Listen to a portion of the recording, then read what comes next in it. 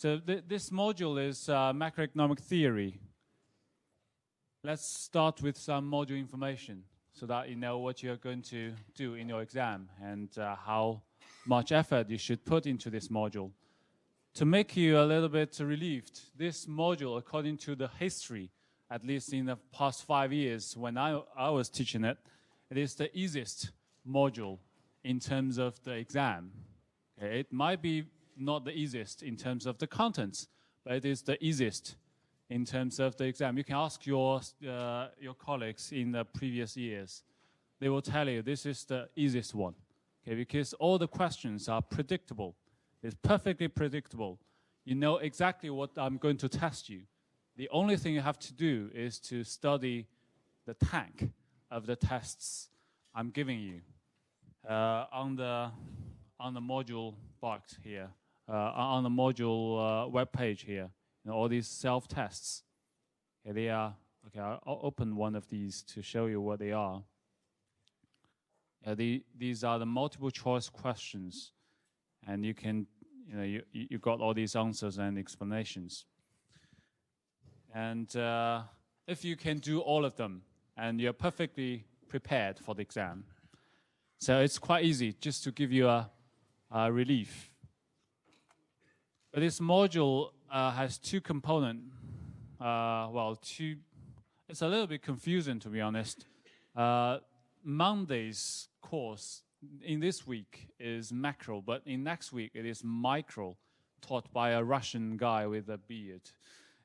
You will see him. You will see. That module, in contrast, is the most difficult one in terms of the exam. About 40% students failed. I'm not going to comment on that. I'm not going to comment on my colleagues, but I'm not going to be the asshole to harass you in the exam. Okay, I'm not going to surprise you. Yeah, this is. Yeah, just you can ask your student, your colleagues in the previous years. They will tell you the story, how horrendous microeconomics is in the exams. But anyway,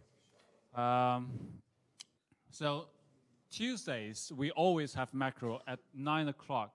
I see everyone is coming today because it's the first class. But I will see the decline happening soon, especially on the Tuesday morning at 9 o'clock. It's not easy for me even. Anyway, on Mondays it's staggering. So if you take both micro and macro, it doesn't matter because you just come here. If you see me, you see me. If you see a beard, you see a beard. Right, there will be tutorials from the 4th teaching week.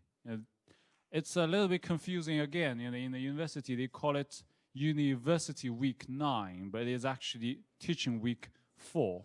This is Teaching Week 1, okay, but it is already University Week 6. It's a little bit different, okay, especially when you have a reading week in this semester. The teaching week doesn't count in that week. The reading week is just blank. You can do whatever you want. That's not a teaching week.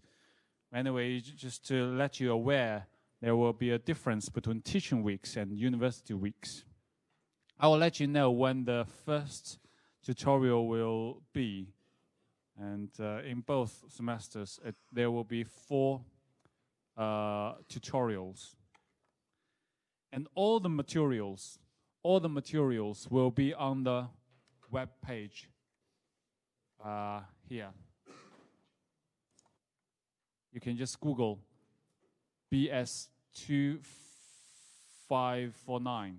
I think the first one will be this module web page. In this module web page, there will be a header. Okay, there are some informations you may want to know, the descriptors, the outlines, and how to contact me. For example, if you want to contact me, the best way to do is to use Dropbox. Okay, I'll discuss that a little bit more later on, but there are some other things like my email, my office hours on Tuesdays. And this is the textbook. And you can buy it, or you can just borrow it from the library. I'll give you the link and the price if you want to buy it.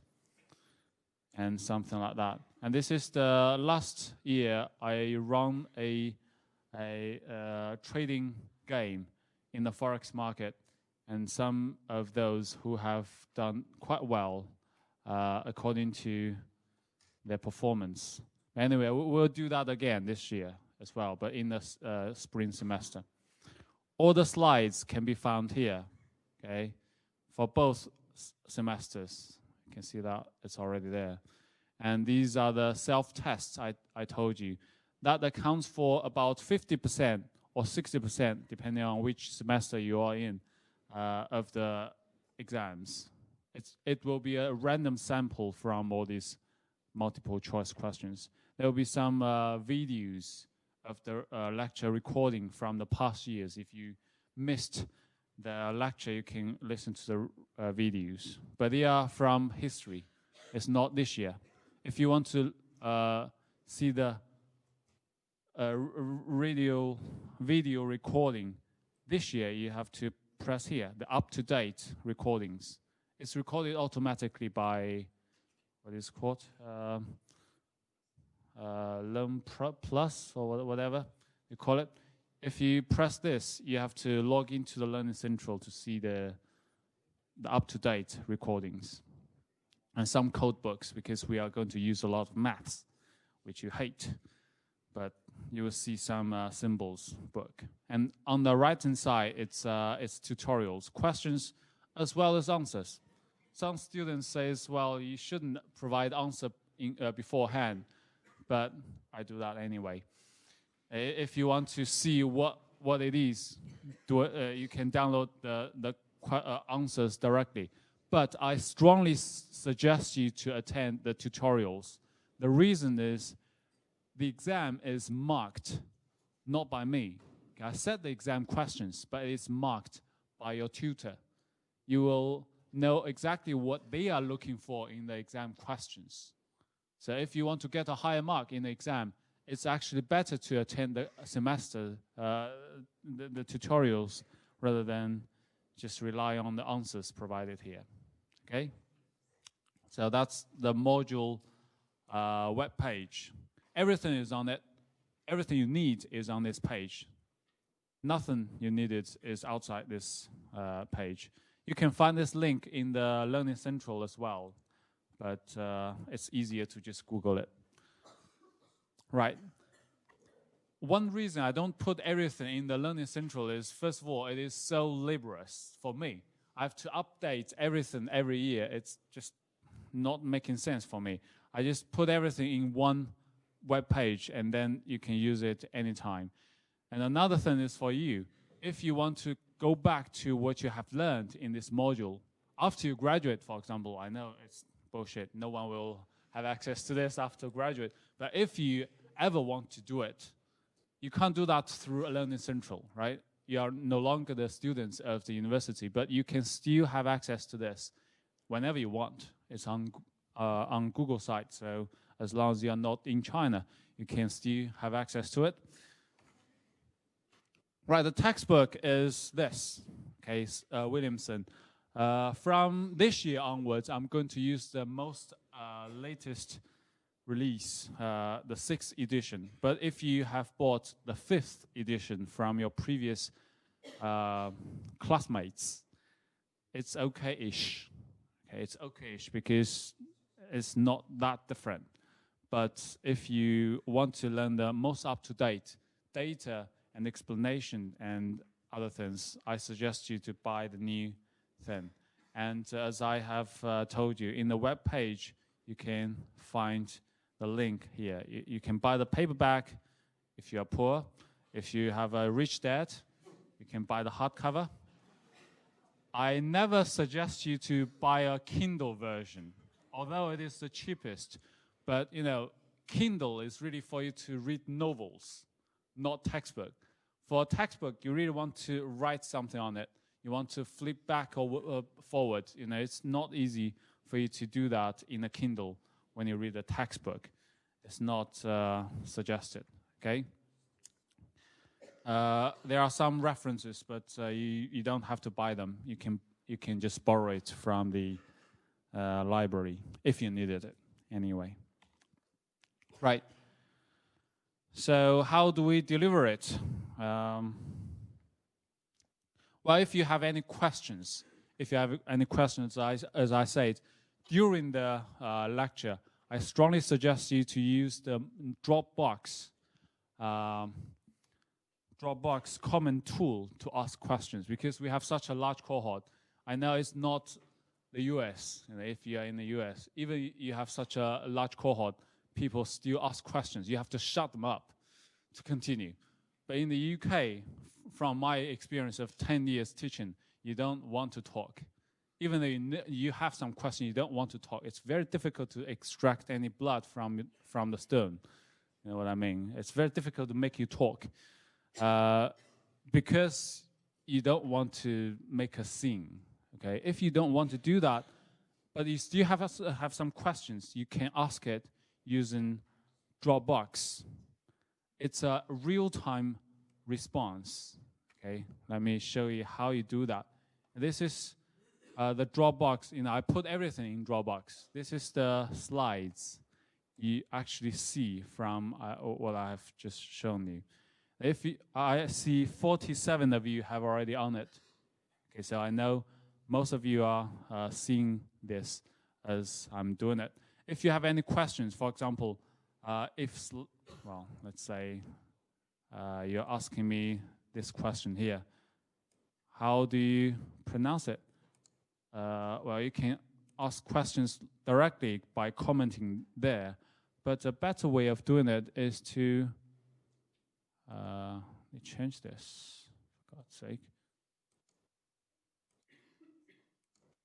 Right. Well, basically, you can circle some area. For example, circle this area. And then you say, how do you pronounce it? And post. And you will see there will be a circle out there, and I will see there is a question right away in the internet, and I will be notified by my phone. So I can answer your questions directly in real time. For example, now I can just tell you how do you pronounce it, and you can just circle anywhere to ask questions. See, and similarly, you can do that after the lecture. If you don't understand something, you can do the same after the lecture. And if you have any questions in the self-test, for example, I already done that. Then you can circle some area, say why this question is this, C, for example. And if you don't understand something, you can ask the question anytime, anywhere. Okay, I can answer your questions right away. Does that make sense to you? Okay, you don't have to stand up and shout in the public if you don't feel like it. Would you like to do some examples here? Anyone who is on this, 64 of you are already on it. So you can ask me a question. And now I can show you how it works. Okay, anyone who has a Dropbox account, you can do that right away.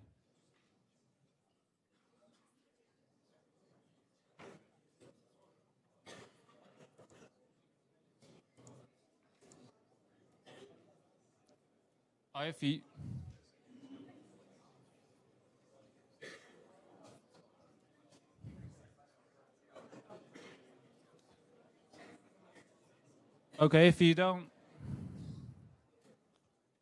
want to try, well, maybe when you do have a question, you can do that. But in the past, people liked it because whenever you have a very simple question, like what does alpha mean, you can just ask it directly because no one will know who you are. Who the hell is PZ? You don't actually identify who is asking the questions. So anyway, this is how we ask and answer questions somebody has done that. Right. What does this mean? Please write in page 4. So you see, I can directly see your question. Somebody has asked this question, and I can answer that when we are on that page, okay? Right. So this is how we ask questions. And if it is not related to the question, you can identify on the slides or in the self-text text, then you can email me, know where to find my email. And if it is not, you have a long question to discuss with me, then my office hour is always open to you without any appointment needed. You can just drop by during that time. You don't have to make any appointment. D47, okay? And do not leave all the questions until the last several days. In the past several years, my average emails during the term is about 20. I got 20 emails asking me questions. And at the end of the exam, like 2 days before the exam, I got 200 emails. And you can guess how much effort I can help you. So please do not leave everything to the end. About the assessment, how do you get the exam marks? There are 2 exams, basically, only 2 exams. The first one is in the autumn, 1.5 hours, one hour and a half. That counts for 30% of the whole total module. And the second one is in spring semester, 3 hours exam, accounting for 70%.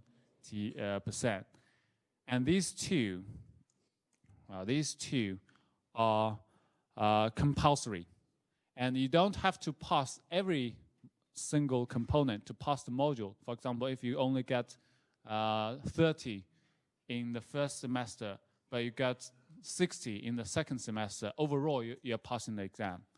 You're passing the module. You don't have to pass each component.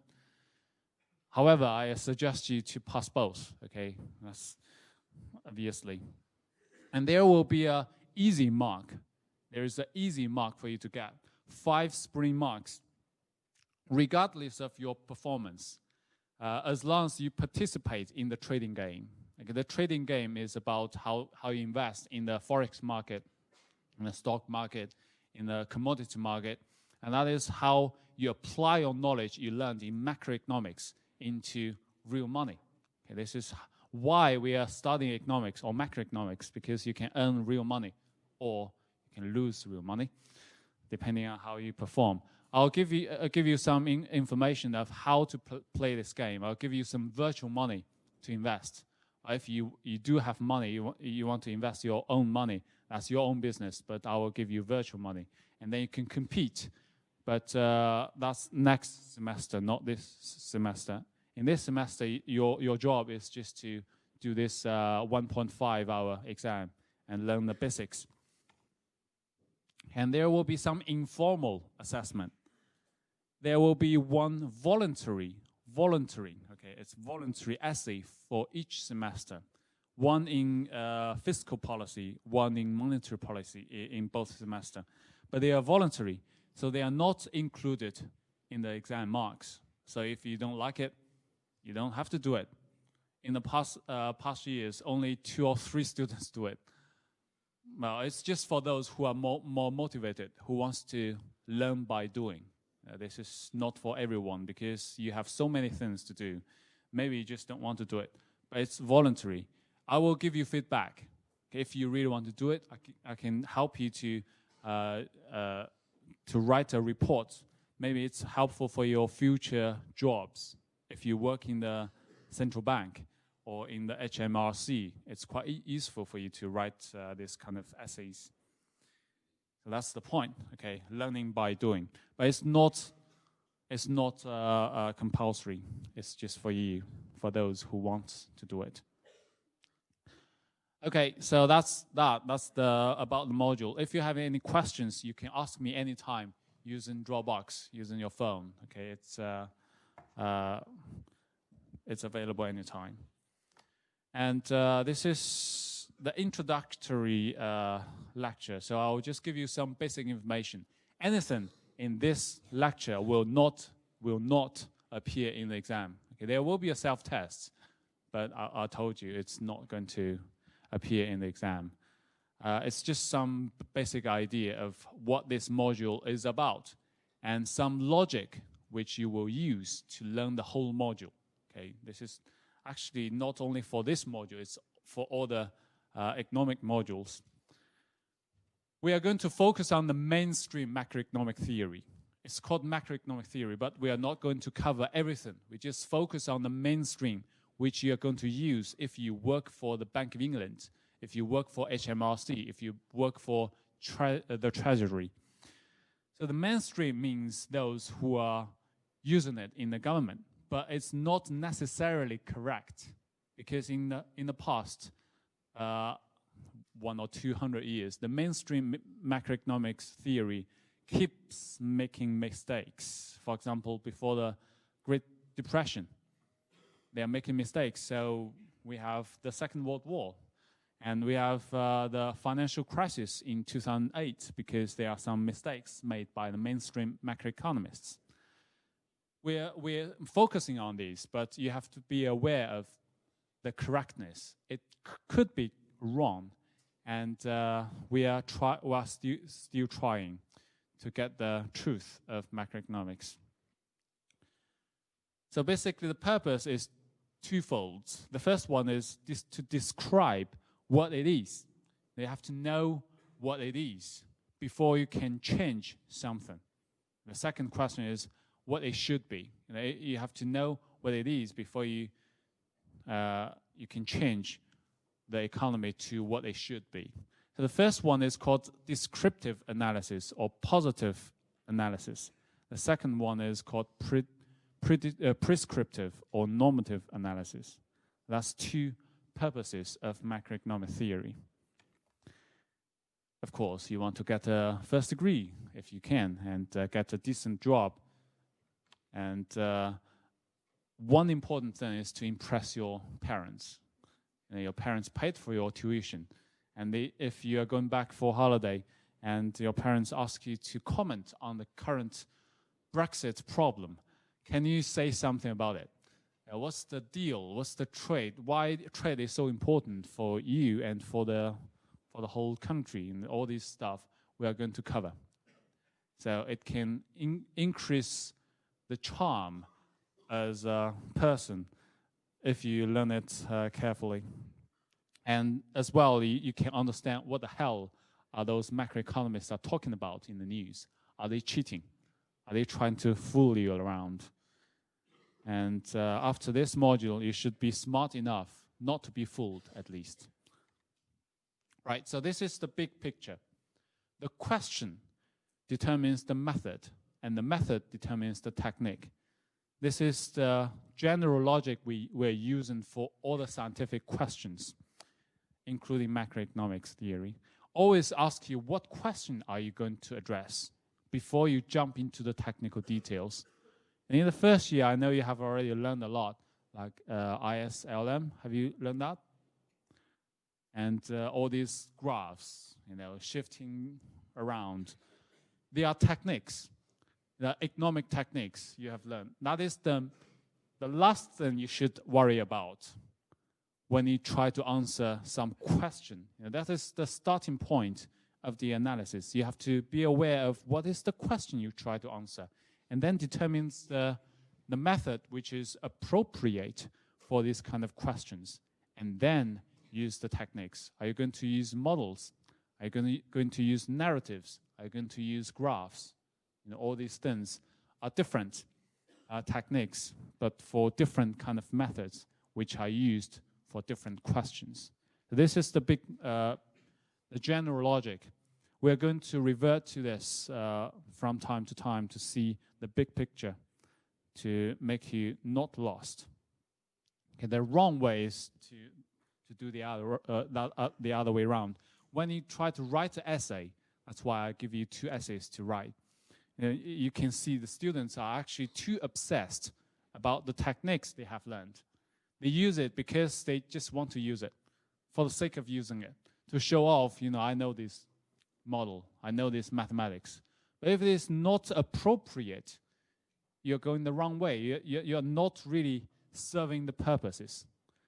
So always start with discussing the question and then choose the method and techniques appropriate for the question. And you can see that there's some Krugman, his famous Nobel Prize laureate.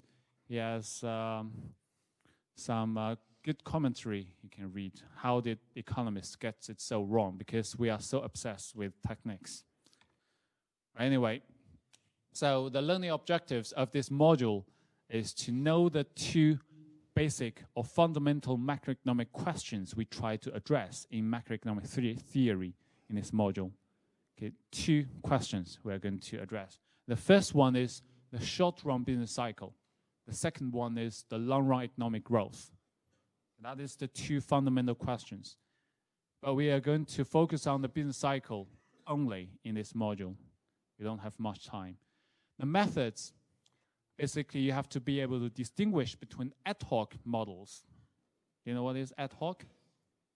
It's a Latin phrase. Means specific. Okay, if you want to solve this question, you only use this way to solve this question. It's not generalizable.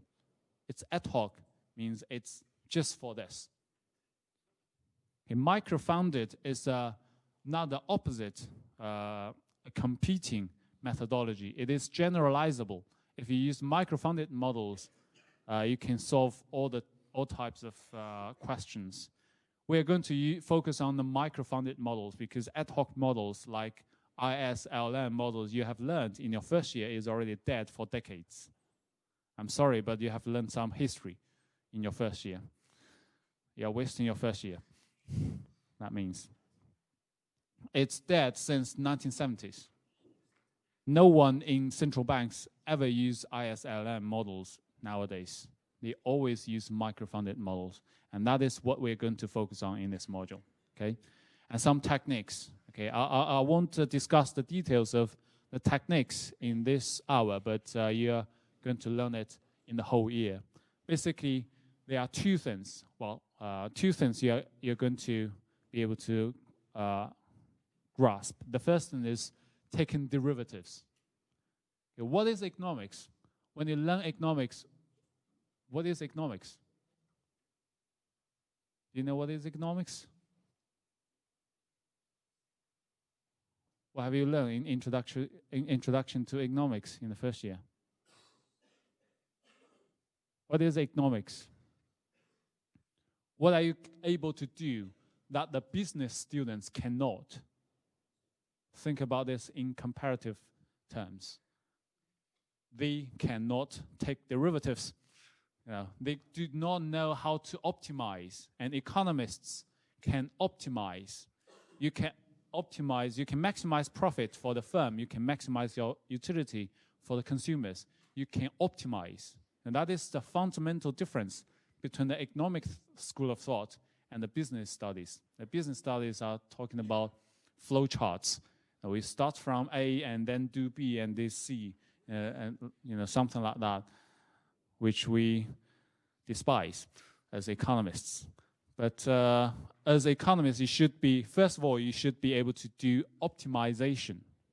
And by optimization, mathematically speaking, you are doing derivatives. You are differentiating the function so that you can get the turning point and then find out the optimal choice to maximize or minimize stuff. Okay, that is the first technique. The second one is equilibrium. You should be able to find the equilibrium when you have a very sophisticated system. You have demand, you have supply, you have so many people. How can you predict where the system will reside? And that is the mathematical technique corresponding to equation solving. You have two equations, like x plus y equals to 1, x minus y is equal to 2. How do you know x and y? Solve the equation. So two techniques. One, differentiation or derivatives. Second, solving equations. If you do not know these two, if you are not confident in these two, then please review these two things. A brief maths revision is particularly designed for those who are not quite familiar with optimization or derivatives and solving equations. if you are not confident with maths in general, if you don't have A-level maths, then you can take a short course in quants. I designed that for those who without A-level maths, okay? But you don't have to do that if you feel confident. It's just in case. Okay, so this is the question. Two questions: economic growth in the long run and business cycle in the short run. And methods, two methods, but we are not going to discuss any ad hoc models. We are only focusing on the micro-funded models. And techniques, we're going to use differentiation and solving equations and some graphical analysis to analyze the models. Right, so let's, we still have 20 minutes. So let's discuss some details of these questions. What is economic growth? What is business cycle? These two fundamental questions, and what's the relationship between them? In macroeconomics, whenever you're talking about macroeconomics, that's the only two things we are talking about. Are you talking about long run or the short run? Okay. So in contrast to the microeconomics taught by the Beard, we are talking about aggregate behavior of a country rather than the individual behavior. If you are learning microeconomics, it's individual firms or individual consumers or individual market. It's about individuals like you, me, or somebody else. But in macroeconomics, it's about aggregate behavior. It has to sum somebody up. It's some kind of group. We sum them up and then discuss the behavior of this aggregate. So that's the difference. And the difference between the two fundamental macroeconomic issues is when you are talking about the long run, it is changing very slowly, like every year or every even 10 years, sometimes every 100 years. If you're talking about the change of institutions or culture, it may take thousands of years to change. Now, why some countries grow so fast? Why some countries grow so slow? It's about the trend of the macroeconomy, the trend. But some changes are really fast, like technology and some other stuff. These makes the GDP or aggregates behavior changes really frequently, and that is the short run changes. That is what we call business cycle. Okay. So if we are looking at the GDP is the key variable in macroeconomy. If you think about only one variable in macroeconomy, then that is the variable, the GDP, the gross product of a country. The black line is the GDP over the last century or so.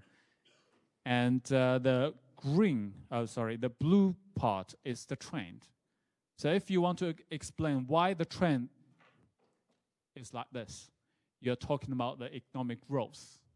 It's about the trend. It's the long run trend. It's the slow motion, slow change of this GDP. But the deviations from that trend is called business cycle. Okay? So we basically decompose the macroeconomy into two components. One is the trend. The other one is the deviation from the trend. And in this course, we only focus on the business cycle. The reason is there is no trend at all in the UK. It's basically 0 or 1 or 2%. And in the developed economies, more important things are stabilization of the economy. We try to minimize the gap between the trend and the actual GDP. So the business cycle is more important for the US, for the UK, for the developed economy. So that's why we focus on the business cycles. If you are from Africa, from Asia, then economic growth is even more important because they are catching up. So if you can run faster, it doesn't matter how unstable you are. So that's why in the development banks of the world banks, for example, then they focus on economic growth. But in the UK, in the central banks, we talk about business cycle more than economic growth. And how do you separate is a technical question. I'm not going to discuss that, but I just list several techniques you may want to know. But that's just that's not required for the exam. So if we extract the deviation from that trend, then we have the business cycle. Okay, this is the business cycle. And in the business cycle, we try to explain why this business cycle is formed in three perspectives. The first one is from the output market. The GDP is just the output market. The GDP is a measure of the output. And the output market has two things. One is output GDP. We use Y to indicate the GDP. C is consumption. The volatility, the wildness of GDP is always greater than the wildness or volatility of consumption. That is stylized facts in macroeconomy, in the output market. That is one thing we try to explain why this is the case. This is the facts, and we have to come up with some theory behind that.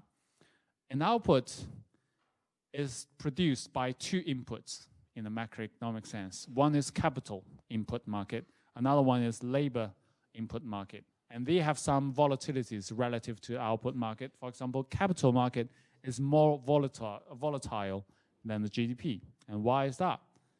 We should have some theory as well.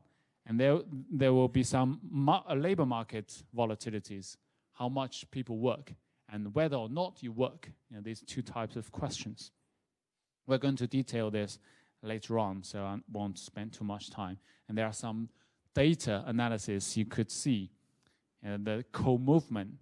All these things are pro-cyclical, meaning that every variable in this macroeconomy are moving in the same direction as GDP, like C is consumption, I is investment, N is employment, W is wage. They are both moving in the same direction. Why is that? All these things are stylized facts. That's what we observe in the data, in the reality. And macroeconomic theory are something trying to explain all this data. Okay, so that is the question. The question is these facts. These are the questions. These are the business cycles, the stylized facts about the business cycle. And one of the two fundamental questions we try to answer in macroeconomic theory. And to answer that, we have some method. And as we have learned in the first year, do you know what is the fundamental method of economics? If you don't, let's look at this question. What's the difference? Or what's the commonality of these four things? What's the first thing? That's from my son's collection of model aeroplanes, right? Model aeroplanes. My son has 1,000 of these. B is, what is B?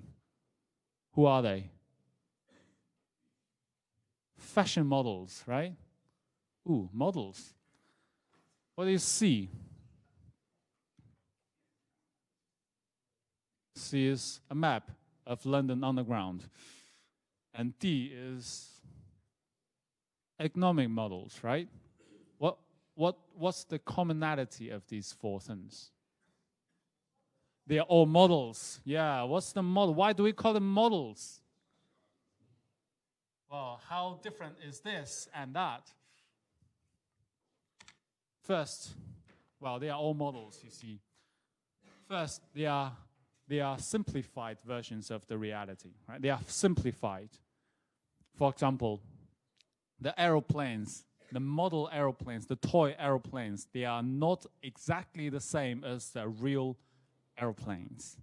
You can't expect to see everything in these toys are exactly the same as the real planes, right? It's just to show you the general idea, what it looks like. And then when my son going to the airport, he will see, well, there's an airplane, right? You can link between the simplified version with the real version by this similarity, but it has to be simplified. It is a simplified version of the reality. And similarly, in the macroeconomic models, it has to be simplified versions. You don't talk about everything. You don't talk about how the stone looks like along the road. You only talk about the road, right? So this is the first similarity. It has to be a simplified version of the reality. The second one is it is idealized. It is idealized. For example, when you buy clothes in Amazon or in River Island, let's say, there will be models there, right? You see, wow, this is beautiful on the models. You don't expect exactly the same look on yourself, right? One of my female friends just complained to me yesterday. She says, well, it's look different on me when I look at online. Yes, because you look different from the model. It's an idealized world, okay? These people are not who we look like in reality, and they are heavily photoshopped. So you don't expect these things happen in reality. Just like in economic models, these are models, okay? It doesn't have to be true in the reality. All these relationships may hold on average, but it doesn't hold in every second. It's just the overall general idea of what these variables are related to each other. It's an idealized version of the world. It doesn't have to be true all the time, but it's on average giving you some idea of the reality. And the last commonality is it has to be informative. That is the ultimate purpose of a model. Like you see this on the ground, it's not the same as how the real tubes look like, right? It's so straight. The real track shouldn't look like that. But it gives you a general idea what the next stop is. That's everything you need to know. You don't need to know how many turnings between one and the next stops, but it has to be informative. And that is why we have these economic models. All models are wrong. These models are wrong. This map is wrong. This map is wrong if you are really critical. It shouldn't look like that, but it has to be informative. We have a lot of wrong models, but useful models. We need them to tell you some information, not to draw a picture. A one-to-one map is useless, right? If you draw a map like a picture, then that's not a map. Why don't you just take photos? So we use models. Okay, this is the fundamental methodology of economics. We use models. We simplify, we idealize, and we use informative models to tell a version, to describe the economy. And the advantage as an economist graduate compared to those business students are you can come up with a model answer. You can use models to tell them why we are doing this and how much we are doing it, right? If you ask business students, maybe they can also tell you, we should lower the interest rate. You can tell the central banks from 1% to 0.5% now. They can tell exactly the same answer, but you can tell them why it is 2.5, not 2.1. Okay, you can tell them exactly the quantitative answers using models, but the business students can only tell you qualitative answers at most. Right, so this is why we need models, because you have to tell the central bankers how much percent you should lower the interest rate. And we focus on the main variables like GDP. In all the macroeconomic models, you always have GDP. Without GDP, it's not a macroeconomic model. And sometimes we have employment, we have investment or capital. And other details are ignored. like some firm level idiosyncratic features or your emotion. For example, if I'm happy or not, maybe it's quite important for my individual behavior, like in microeconomics, but not important for macroeconomics. So we have to forget about something to focus on other things. I just say it's just like drawing maps of a country. You can't draw all the details like a stone or a straw. It's not that important because it's not informative. So to do this model, to develop a model, we have three things to. We are here, right? We are going to get three things to develop a model. The first thing is to come up with some ingredients. It's just like you cook. When you want to cook, you have to have some ingredients to begin with. And the ingredients are the variables. The variables includes some GDP and other related variables. You can classify them in several different criteria. For example, if you are using quantity and price ways of classifying them, some of those variables are quantities, like GDP is the quantity of output, employment is the quantity of labor market, investment is the quantity of capital. They are all quantities. And prices of them, inflation is the price of GDP, wage is the price of labor, interest rate is the price of capital. These are the quantities and these are prices of different markets. So that's two ways of distinguishing different ingredients. You can use other logic to distinguish them. If you're using mathematical logic, then some variables are called endogenous variables. It's quite important here. You have to know that. Endogenous variables are those variables which are determined within the model. We can explain these variables within the model, so they are endogenous. They are called endogenous. Exogenous models are those, exogenous variables are those which we do not explain, but we use them to explain the endogenous variables. Okay, like technology. We can't explain why technology is developing so fast, for example, but we can use the technology to explain GDP. In some models, some variables are exogenous, but in other bigger models, they are endogenous. It's not absolute. This distinction is not absolute.